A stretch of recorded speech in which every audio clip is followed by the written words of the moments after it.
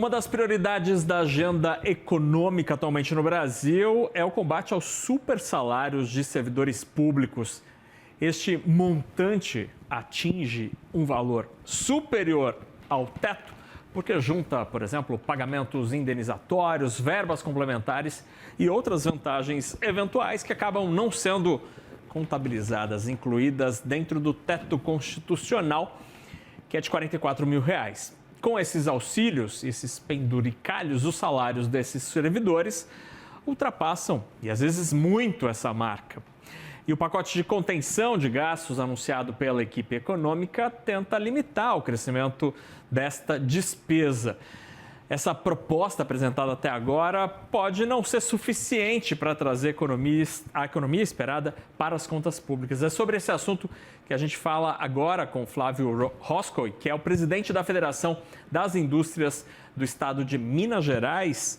Flávio, obrigado por estar com a gente aqui na CNN. Queria te ouvir, por que esse esforço de combate aos supersalários é insuficiente? Muito obrigado, Fernando, pela entrevista. É um prazer enorme estar aqui com vocês. Na nossa leitura, o Brasil precisa efetivamente de uma reforma administrativa, né? O nosso Estado ele é lento, burocrático e caro. E não é apenas a discussão do supersalário que vai resolver esse problema. Nós entendemos que nós temos, na reforma administrativa, que endereçar várias pautas, né? E uma delas é a produtividade no serviço público. Na nossa percepção, é natural que o servidor que trabalha e é produtivo, que ele deva ganhar bem. Agora, aquele que não trabalha e não é produtivo, ele não somente não deve ganhar bem, como ele não deve se manter no serviço público, né? E hoje, por exemplo, nós temos a Lei de Estabilidade.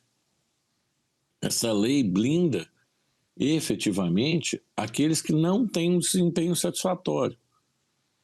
E o problema é que a remuneração igual para todos não incentiva a meritocracia, não incentiva que aqueles que realizam um melhor trabalho sejam motivados, porque ao final das contas, quando olham para o lado, às vezes o colega de trabalho que pouco fez ou pouco esforço colocou tem a mesma remuneração. E, na verdade, o que a gente precisa discutir com a sociedade é o tamanho do Estado, né? Que tamanho do Estado é esse desejado? Que missões nós vamos dar para o Estado executar?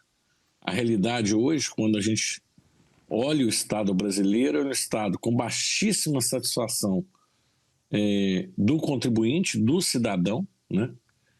Com serviços públicos que são entregues e com um altíssimo custo. Quer dizer, nós temos custo da máquina estatal semelhante aos países de primeiro mundo com serviços públicos de países de terceiro mundo. Então há um gap, e esse gap precisa ser corrigido e, na nossa leitura, isso só será corrigido com a reforma administrativa, implementando meritocracia e aumento de produtividade, bem como de qualidade do serviço público. Presidente, há vários estudos que mostram, que tentam medir a eficiência da máquina pública, né? Seja pelo trabalho dos profissionais, como servidores, ou mesmo a capacidade da máquina pública como instituição de atender às necessidades da sociedade. E, de fato, os indicadores brasileiros normalmente estão bem aquém da média global ou das melhores economias do mundo. Ao longo das últimas décadas, talvez a gente pode botar aí desde o governo de Fernando Collor, que a reforma do Estado acaba sendo algum assunto num governo que entra, outro que sai, de esquerda, de direita, esse assunto acaba sendo tratado de alguma maneira. Tivemos várias mudanças, né? Por exemplo, o sistema previdenciário, que era bastante diferente dos trabalhadores do setor privado, mas as mudanças elas acontecem muito a conta-gotas, porque os servidores têm uma capacidade de reação ali, de resposta muito coesa. Como contornar esta situação diante deste fato, que é uma máquina pública que é menos eficiente do que em outros países? Fernando, essa sua colocação ela é perfeita. Infelizmente, quando os políticos tentam defender o interesse difuso e contrariar interesses específicos, a grande massa ela não se manifesta, né? Ela fica lá silenciosa. E aqueles que são atingidos pela medida são ruidosos, são organizados e fazem um barulho danado. Isso, infelizmente, ocorre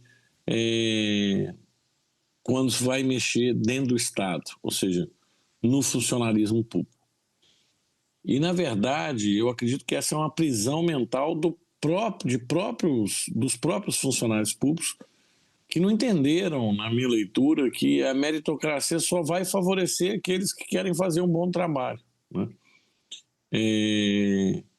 E a proteção ela serve para os servidores que não fazem um bom trabalho, né? Essa discussão de estar todo mundo na mesma vala, todo mundo com as mesmas condições, todo mundo com estabilidade, ela na verdade blinda aqueles que não executam o seu trabalho. Os que executam, por outro lado, acabam mantendo a máquina pública nas suas costas, e sem serem reconhecidos por isso.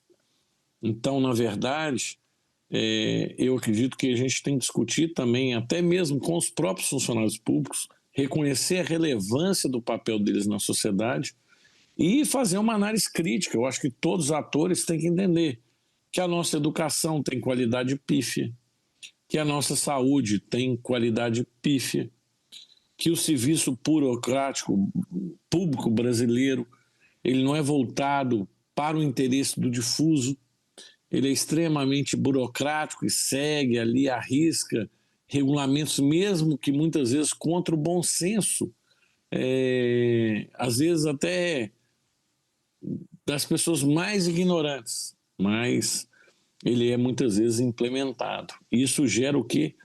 Um Estado pesado, lento, burocrático, inimigo da produtividade e que acaba sendo destruidor de riqueza. E essa discussão precisa ser feita, porque esse Estado também é ruim para o servidor público, ele também é ruim para os descendentes do serviço público. E não é culpa do servidor público, é culpa da legislação, que nós temos que alterar para fazer o reconhecimento dos bons profissionais, para colocar indicadores de eficiência, porque, afinal de contas, o servidor público, o Estado, está aí para servir o cidadão. O nome já diz servidor público. Presidente, e não para se servir do Estado. Claro. Presidente, uma das características que, como jornalista de economia, me parece absolutamente questionáveis é a existência, por exemplo, do quinquênio, né, que é uma progressão salarial automática, independentemente do trabalho executado por cada servidor, que automaticamente tem ali o seu reajuste já programado em determinados períodos. Por outro lado, existem ferramentas e proteções legais, por exemplo, a estabilidade que o senhor citou, porque o servidor é um funcionário de Estado, ele não é de governo, né? Então ele pode, eventualmente, numa troca de governo, de prefeitura, de governo de Estado, de presidente, sofrer pressão ou ter uma visão diferente e ser demitido disso. Que tipo de situação o senhor acha que poderia caber numa reforma administrativa? Por exemplo, acabar com o quinquênio, acabar com a estabilidade, como combater os supersalários? Quais as frentes de ação? Olha, a estabilidade eu acho que é o tema mais polêmico e a raiz de todos os problemas, né? Obviamente que você tem carreiras de Estado, né, de pessoas que são expostas ali e que precisam dessa blindagem. E a gente já sabe, juízes, por exemplo, né? Ou delegado de polícia.